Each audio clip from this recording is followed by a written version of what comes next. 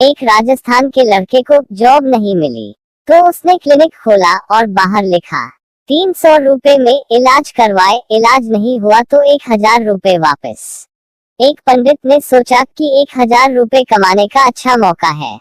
वो क्लिनिक पर गया और बोला, मुझे किसी भी चीज का स्वाद नहीं आता।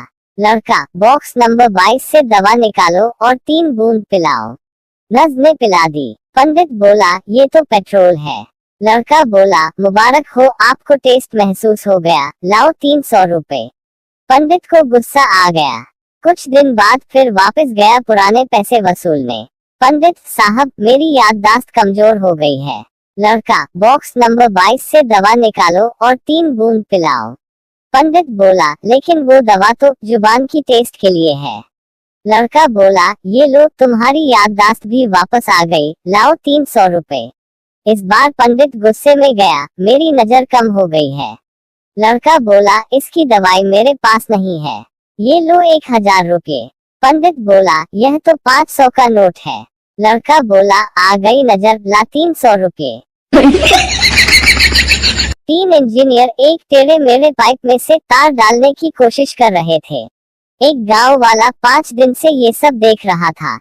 5वें दिन वो बोला, मैं करूँ साहब। वो बोले, हम 5 दिन से कोशिश कर रहे हैं, हमसे तो हुआ नहीं, तू कैसे निकालेगा, चल तू भी कोशिश कर ले। गांव वाला बोला, ठीक है। गांव वाला खेत में गया, एक चूहा लाया और उसकी पूंछ में तार बांधा। चूहे को पाइप में डाला, चूहा दूसरी तरफ से तार के साथ बाहर निकल गया। तब सालों को पता चला, डिग्री की तो कोई वैल्यू ही नहीं है। एक पहलवान बस में चढ़ा। कंडक्टर, भाई साहब टिकट। पहलवान बोला, हम टिकट नहीं लेते। कंडक्टर ने पहलवान की ओर देखा पर चाहकर भी कुछ नहीं कर सका। ऐसे ही पहलवान रोज बस में चढ़ता और टिकट नहीं लेता। यह बात कंडक्टर के दिल पर लग गई।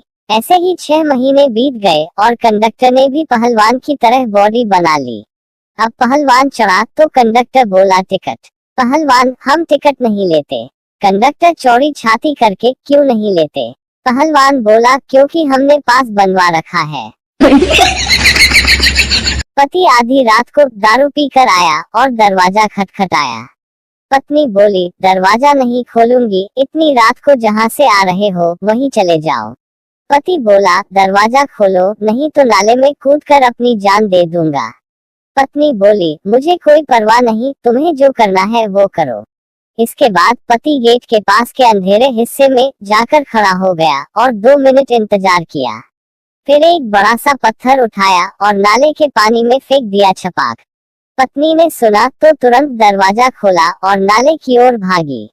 अंधेरे में खड़े पति ने दरवाजे की ओर दौड़ लगाई और घर के अंदर जाकर दरवाजा बंद कर लिया। पत्नी बोली, दरवाजा खोलो, नहीं तो मैं चिल्ला चिल्ला कर सारे मोहल्ले को जगा दूंगी।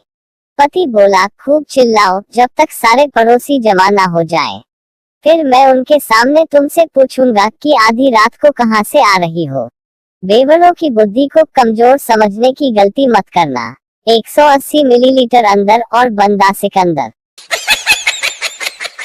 एक पत्नी अपनी पड़ोसन से कह रही थी, मैं अपने पति के झूठ से तंग आ गई हूँ। सुबह से आसमान सर पे उठाए हैं।